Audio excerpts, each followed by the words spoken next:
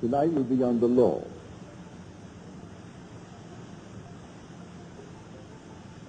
I think you'll find it a very practical evening.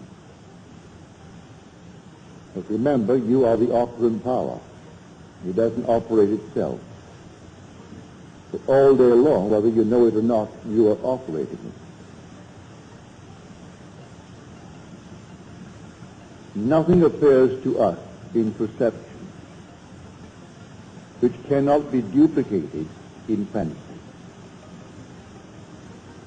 Consequently, the world perceived always resembles our private fancy,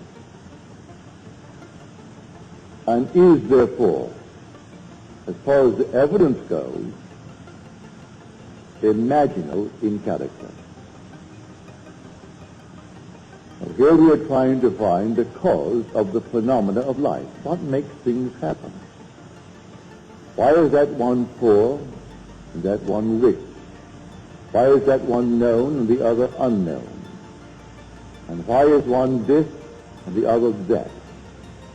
And yet we are told in Scripture there is only one cause, only one God. Hear, O Israel, the Lord, our God, the Lord is one. There aren't two gods, there's only one God. So we have to find out who this one God is. If I should speak to you now and say, and speak of your God, the chances are, and you can give it any number you want, 1,000,001 or trillions in one, that hearing the word your God, that your mind will instantly think of someone or something external to yourself. I do not care how you form it, but you will think of God, your God, as external to yourself. But if I spoke of your imagination, I am certain you will think of no one but yourself. Could it be that your imagination is the God of Scripture? If you read Scripture carefully, you will find that it is. There's only one creative power. We are told in the 32nd chapter of the book of Deuteronomy that I, even I, am He, and there is no God beside me. I kill, I make alive, I wound, I heal, and there is none that can deliver out of my hand. From this we see that the creative power of the world, the creator of the world, is like pure imagining in ourselves. He works in the very depths of our soul, underlying all of our faculties, including perception. But he streams into our surface life, least disguised, in the form of productive fancy. So you see anything here through your senses. Shut your eyes, close your senses completely, and you can reproduce it in fancy. Does it teach me anything? Well, I'll tell you, it'll teach you everything if you'll believe it. If I can get you to accept the true God, the only true God, which is your own wonderful human imagination. Does Scripture teach it really? Yes, Scripture does. And the word of the Lord, now the word translated Lord, is the Hebrew Yod He Vav He. It's not sounded, so we do try to sound it, it can be translated as the Lord, and sometimes Jehovah, and sometimes they'll translate it, which they shouldn't, say as God. But the Lord, yes. The word Jehovah, yes. Well, the word Jesus begins Yod, He, Vav. So here we find the same root in the word Jesus. Therefore they call him the Lord. And the word of the Lord came to Jeremiah, saying, Arise and go down to the potter's house, and I will let you hear my word.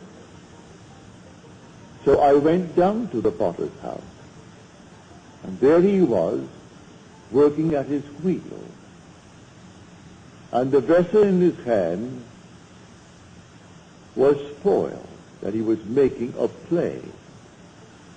But he reworked it into another vessel, as it seemed good to him to do. Well, the word potter, you think in terms of a man. I know in little Barbados, where I was born, I would go up to the potter's field. And there he was, working these things out of clay.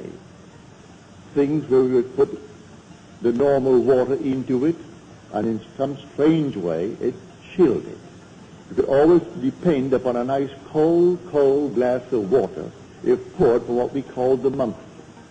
It was a thing made of clay, had a little clay top, and an open thing like a huge big teapot, but made of clay. In the hottest moment of the day, if you poured it from that clay, it was always nice and cold. And so I can see him now form the entire thing with his hands. But in Scripture, the word potter means imagination. You'll find what I've just quoted in the 18th chapter of the book of Jeremiah. You'll also find it in the 64th chapter of the book of Isaiah. Thou art our Father, our potter. Who is the Father? Well, the Lord. Well, the true translation of the word Lord, which is Yod He Vav He, is I am. And if I should go to the people of Israel and say to them, the God of your fathers sent me unto you, and they ask me, what is his name? What shall I say? Say to them, I am. That is who I am. Say to them, I am has sent me unto you. Not the Lord has sent me unto you, or Jehovah has sent me unto you, or Jesus has sent me unto you, for these always takes the mind outside of self. But say to them, I am has sent me unto you. You want to know his name? Just say, I am. That is who I am. That is my name forever. And by this name I shall be known throughout all generations. But man will not bring himself to believe that that is God. He will not bring himself to believe that his own wonderful human imagination is God. And that is God, that forms everything in this world. There isn't a thing that you now see in the world but what it was once only imagined. Their image preceded the objective fact. So objective reality is purely produced through imagining. The suits you wear, the dresses you wear, the chairs on which you are seated, the building that now houses you, everything was only imagined. And then it became an objective reality. And we think the objective state is its reality. And it's not so at all. That which is the imaginative image is its reality. Destroy the objective fact, I can reproduce it from the imaginative image. It is all within us. Our own wonderful human imagination is the God of Scripture. Now we are told all things were made through him, and without him was not anything made that was made. He was in the world, and the world was made through him, yet the world knew him not. So you walk the earth as the cause of the phenomena of your life. You could be, if you are vivid in your imagination, be influencing the imaginations of unnumbered people, and you, unseen by them, are the cause of the phenomena of life. If they are passive, they fall under your influence. If you are powerful in your imagination, you are creating the phenomena of life. And those who are not in control of their imagination, who are moved by the wind of every little rumor, every opinion, they simply sway from side to side as you, in control, move them. You are the one treading in the winepress, and no one knows it. You could be in a dungeon, serving a long, long span of time, and while there, eaten up with a desire. And then in your silent moment, you are completely in control of that vivid, creative power of the universe, your imagination. And you influence all the people of the world. For all things by a law divine in one another being mingled. I couldn't see you if you did not penetrate my brain. I couldn't hear you if you didn't penetrate it. So all things by a law divine in one another's being mingled. The whole vast world is one. You in control of the creative power, which is your own wonderful human imagination. You can sway the entire vast world. If you can't do it, as some dictators have tried to do it, they bring in their propaganda machines. And then they try to force man into a certain shell, into a certain state. And quite often they succeed up to a point. But you, without the aid of any machine in this world, you can change the structure of your world by the control of your own wonderful human imagination. That is God. That is the Lord spoken of in Scripture. That is Jesus. Or can you imagine? Well, that is God in operation. God only acts and is in existing beings or men. But how does he act? As I imagine. I imagine anything. See now that I, even I, am he. I kill and I make alive. I wound and I heal. And none can deliver out of my hand. I raise my hand to heaven and cry, I live forever. That's the immortal you. It cannot die. When you say I am, it cannot die. It's not confined to the little garment that you're wearing. That's a mask that you put upon yourself that you may be seen in this world of shadows. But you are not the mask that you wear. You are an immortal being, and that immortal being is God the Father, as spoken of in Scripture. But I would like you to begin to feel it is simply I am. And by that, imagination. You can sit down this very moment and begin to dream the most glorious dream in the world concerning yourself. At the moment of the dream, reason denies it. Your senses deny it. But if you dare to assume that assumption, that you are already that in its fullness, and persist in that assumption, it will harden into fact. Blake said, I met Isaiah and Ezekiel, and I dined with them last night. And I say to Isaiah, do you really believe that an assumption will harden into fact?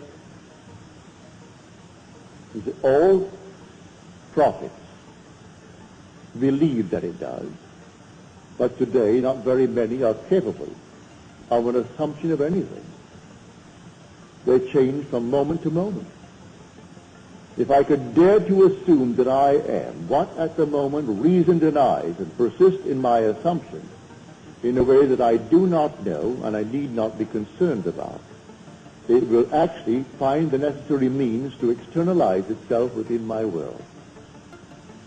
That I know from experience, and Scripture teaches it from beginning to end. This is the law that came after the promise.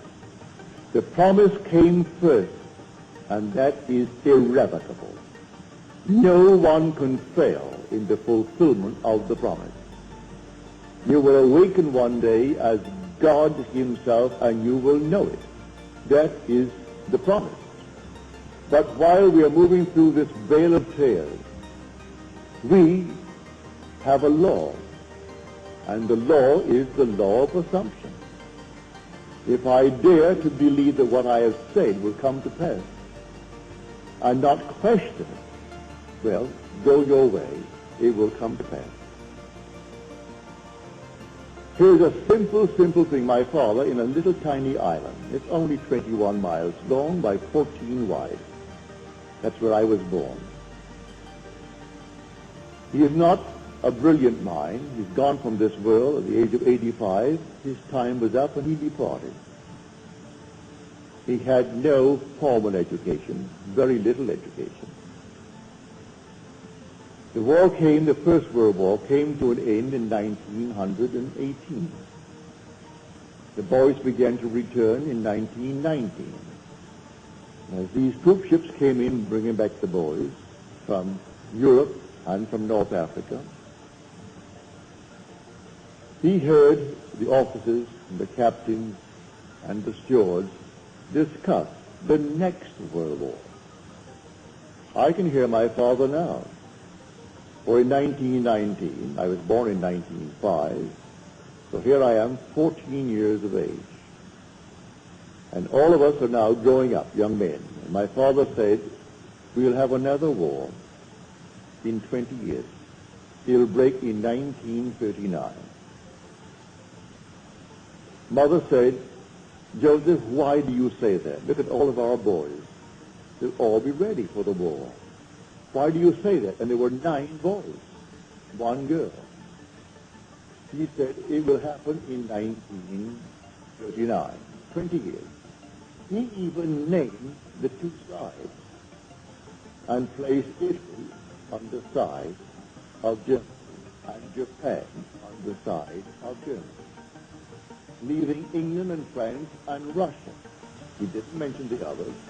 They were, naturally, he took it for granted that America would come in to defend the liberty that we have inherited from England, what we now call the Bill of Rights. All this is part of the foundation of that English-speaking world.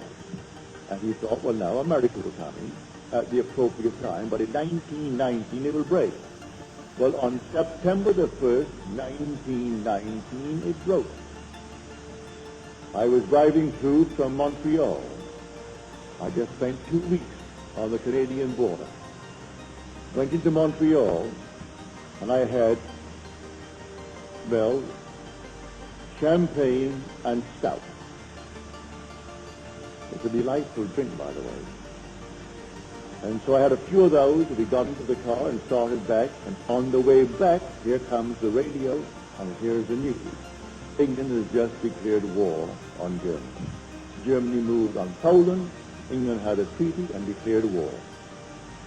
That was September 1919. Now, my father was not a prophet, but he firmly believed in his assumption.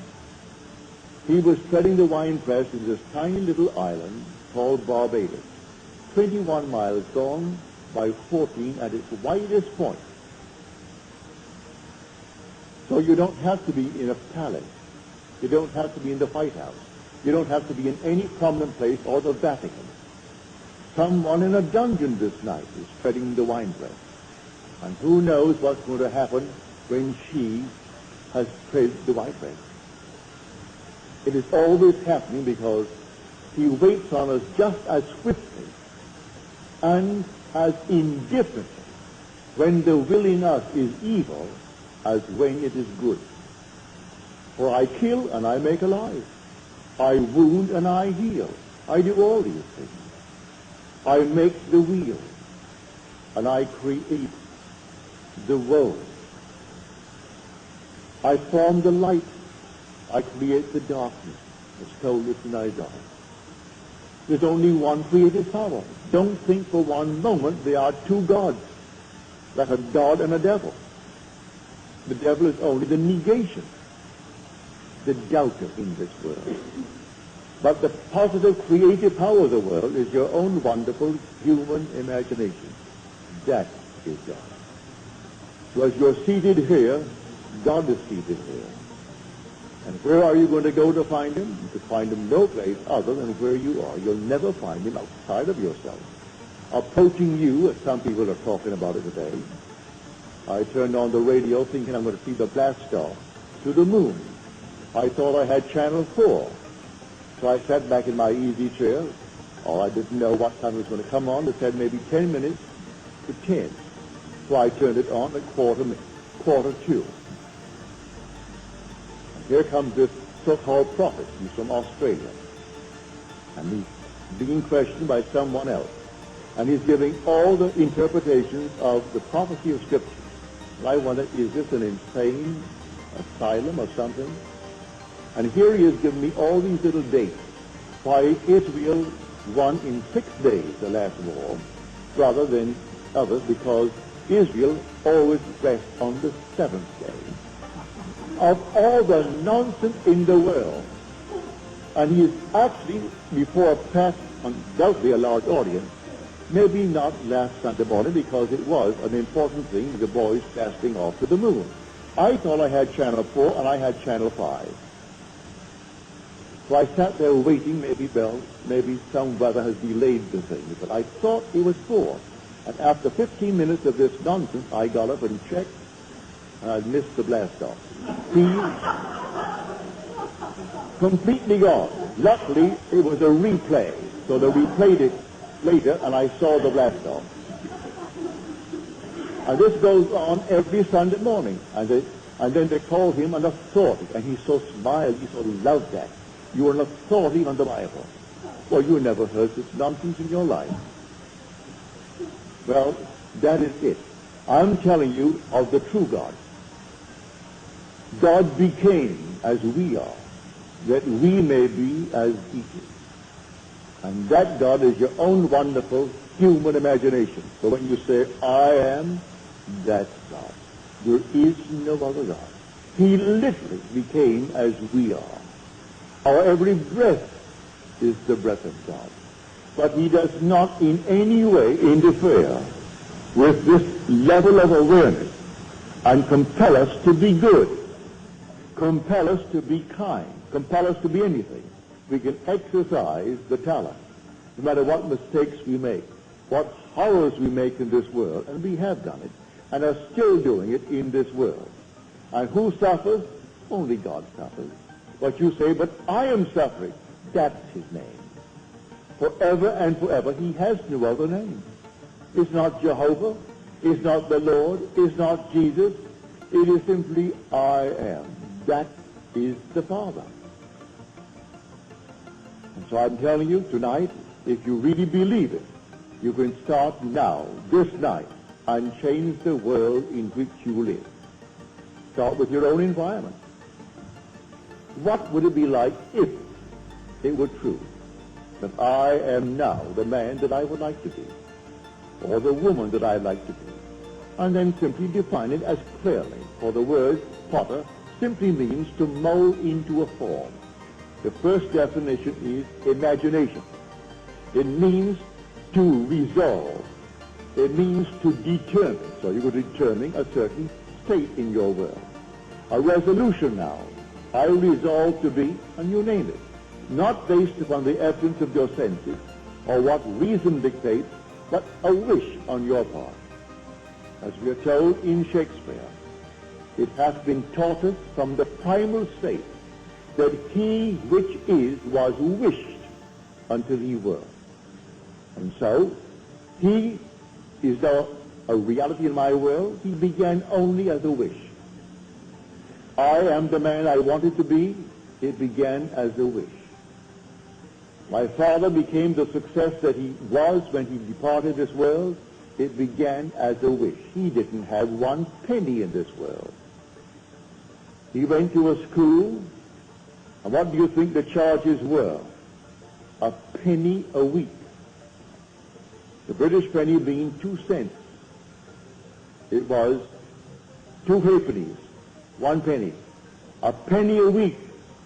And many a week, his father, being a very, very heavy drinker, couldn't find the penny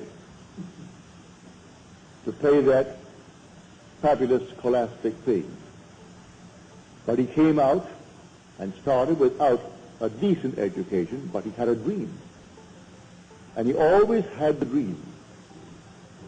And when he was toppled from a small little partnership, 2 of my brothers went to see the 3 men who actually maneuvered the entire thing. And they asked, why? What happened to Daddy? Why did this thing happen? You know what one of them said to my 2 brothers? You Goddard throw your hat too high. Well, you can't throw it high enough, I said to him. Who in this world is more entitled to any exalted state than you, when housed within you is the only God? So they said, you Goddards, throw your hat too high.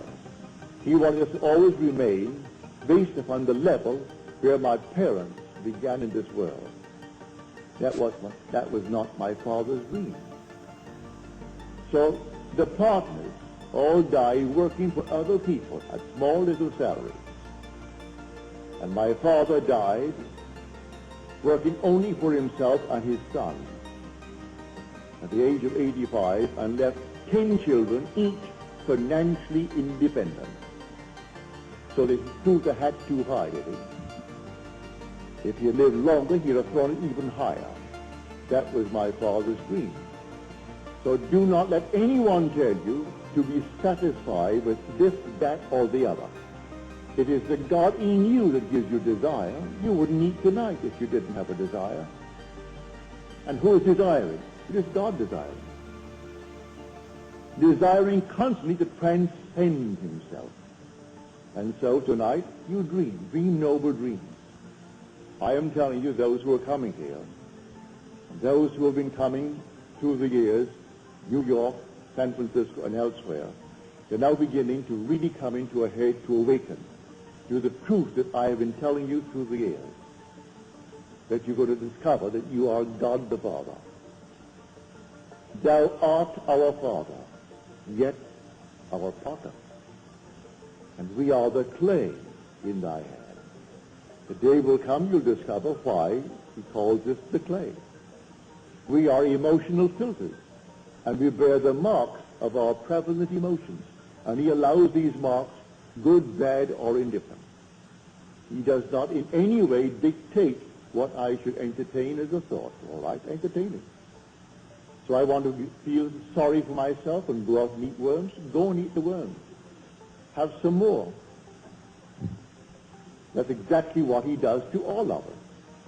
No compassion whatsoever.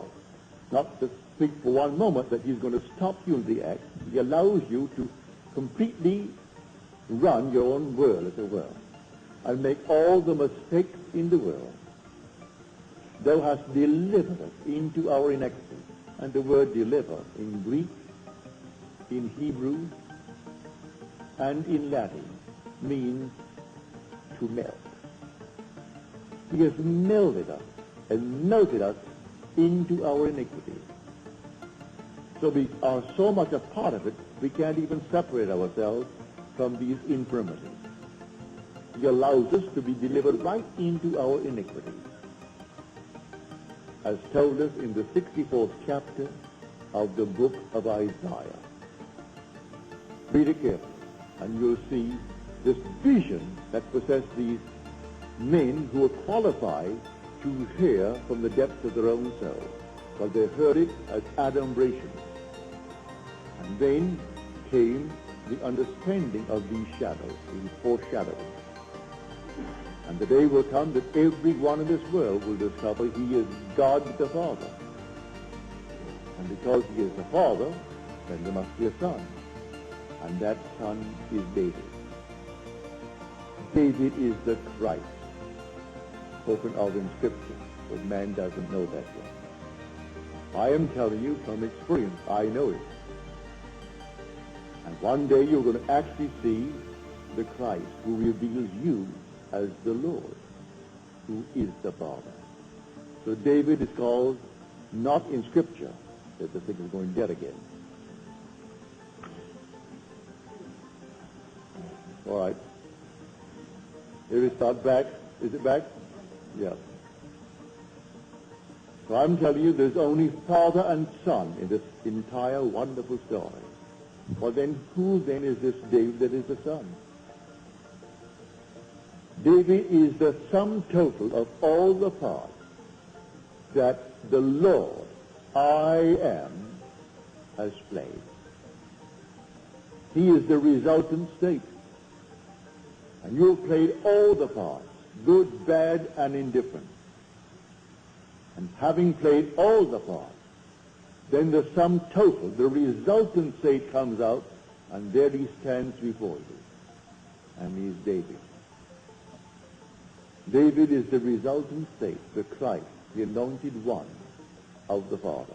And it takes him to reveal you as God the Father. And everyone is going to have this experience. There's a lady here tonight who had this experience back in November. Said, I came upon this beautiful youth of sheer innocence, about 13 years of age, ruddy of complexion, as described in the 16th chapter of 1 Samuel. And he came to me and he said, you are in the fatherhood degree. And I said to him, how do you know? He said to me, I know. I know. And then the vision faded. Then she said, I had this experience. I saw 3 men walking towards me. They were all with a heavenly smile on their face. As they approached, they so resembled each other they could be triplets. They could be brothers, but triplets. They were so completely alike as they approached. And one had an infant wrapped in a blanket. And he came towards me and placed it in my hand. And I took the infant, and I knew it was my child. Now, 2 days prior to this experience, lying on my bed, I saw these heavenly colors of, well, purple, sort of the amethyst color.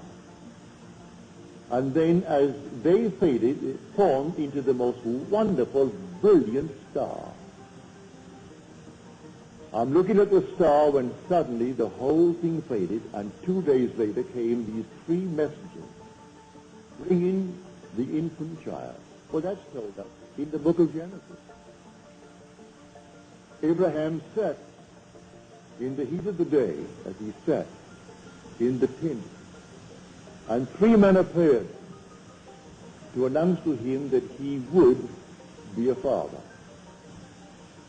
in spite of his advanced years. And Sarah, it has ceased to be with her after the manner of women. This is all beautiful imagery. It's all you. You are the Abraham. You are the Sarah. And the Isaac is the child that is given as a sign of your birth from above. And so here she had the most marvelous experience. She knew the child was hers, and 3 messengers so alike they looked like triplets. And then the star that preceded the entire thing by 2 days. And then the youth who said to her, you are in the fatherhood degree. And when she asked, how do you know? He replied, I know. And then affirmed it by the second statement, I know. So I tell you, the law came after the promise. The promise is something that you cannot It's loose. No one can lose it. You could be the most horrible dreamer in the world, and that's all we are anyway, dreaming these fantastic dreams, and some are horrible. But you cannot lose the promise. You can work the law beautifully up to the extreme. Does not mean in any way you're going to earn the promise. The promise comes in spite of your use of law. But while we're in the world of Caesar, why not understand the law and use it wisely? Every moment of time you must be watchful, aware of what you're imagining. To try to change circumstances before you change your imaginary activity is to struggle against the very nature of things. Because your imaginary activity is actually producing objective reality.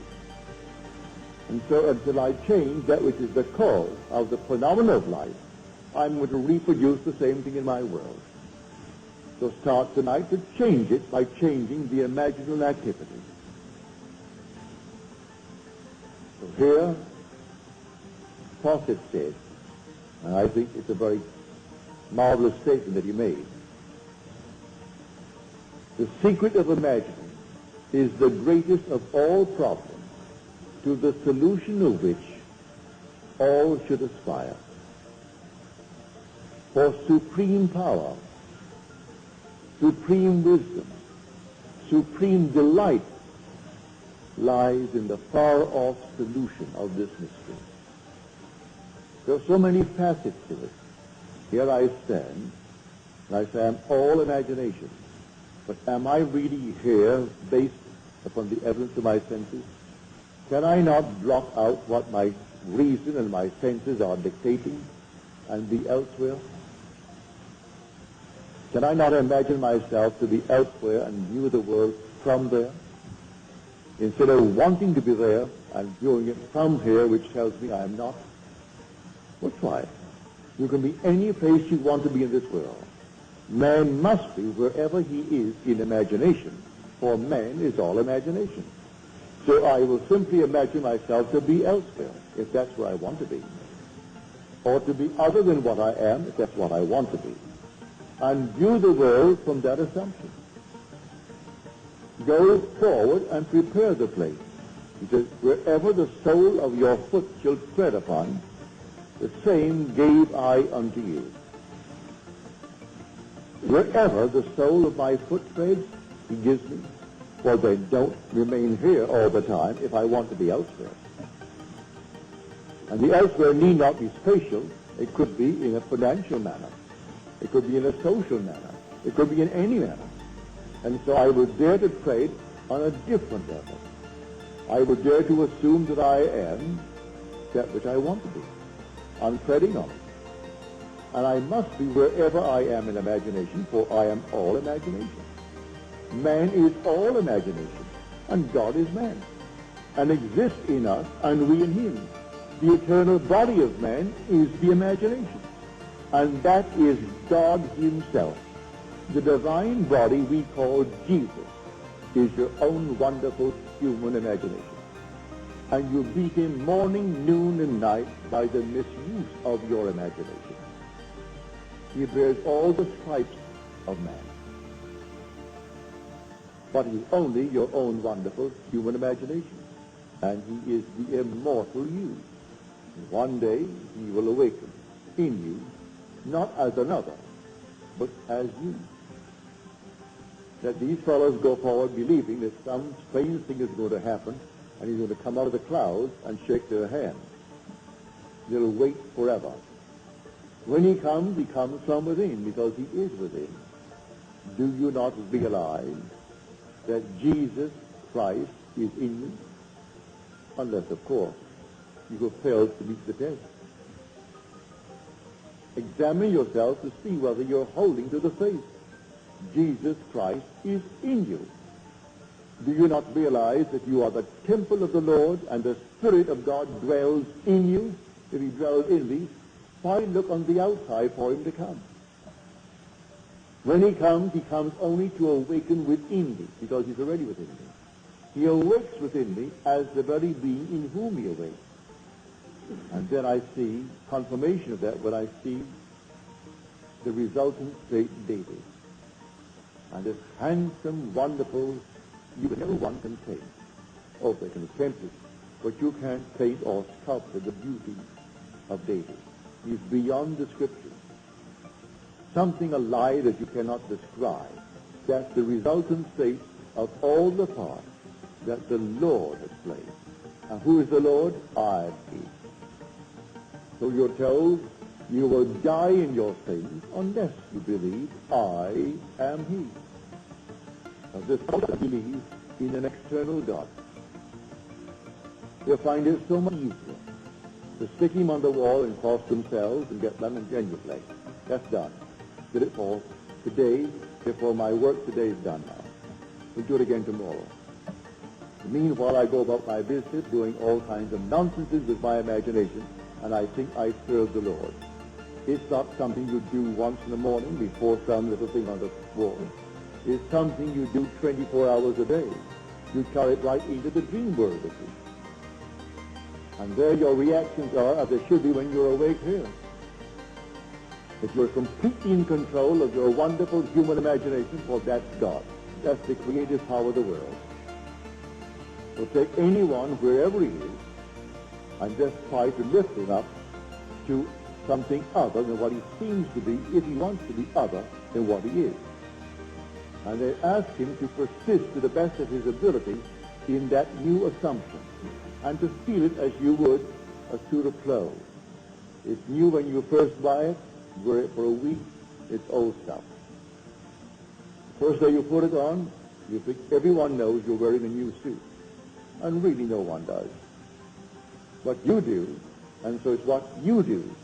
And so after a little while, it's an old suit. So put on the feeling. It's like something new when you first put it on. And wear it. And then after a while, it becomes so natural. And then it objectifies itself in your world, and you become exactly what you've assumed that you are. For an assumption, though false, if persisted in, will harden into fact. You try it. Who would have thought an insane person like a Hitler or a Stalin could, by a mere assumption, rise to the height that they did and actually control intelligent men and women, 100 million Germans, the other 200-odd million Russians. And they could destroy them with impunity, kill millions with impunity. They weren't put on trial. Yet both were thieves and robbers before they actually moved to that position. Stalin was a bank robber and served time for it, and yet they honored him over the years he was there, knowing all along he was insane. Well, you can't conceive of a man called Hitler sane. He was just as insane as anyone could be. But he did assume, and boldly assume, and he lived in it. That's what I mean by this strange, peculiar law that kills and makes alive. And it wounds and it heals. It makes the dark and creates the light. It forms the wheel and still creates the world. It does all things, and no one can deliver out of its hand. So it's entirely up to us. What are we going to do with this creative power in the world when we ourselves are that power? You don't say I'm going to take it from outside and use it. We are the power. We are the creative power of the universe. And that power, the world calls God, but in calling it God, in calling it Jehovah, in calling it Lord, they are missing the point. Because they put it on the outside. If you really know, read the 3rd chapter, the 14th verse of Exodus. That's where the name is beautifully described for us. And when I come to the people of Israel, and I tell them, the God of your father sent me to you, and they say, what is his name? What shall I say? Say unto them, I am. That is who I am. And when you go to them, you just say, I am. has sent me to you. And that is my name forever. And by that name I shall be known throughout all generations. But Israel finds it difficult to keep the king. And so it's always something other than I am. It's so much easier to blame someone other than self for the things that are happening to us. And I point here, there, and elsewhere.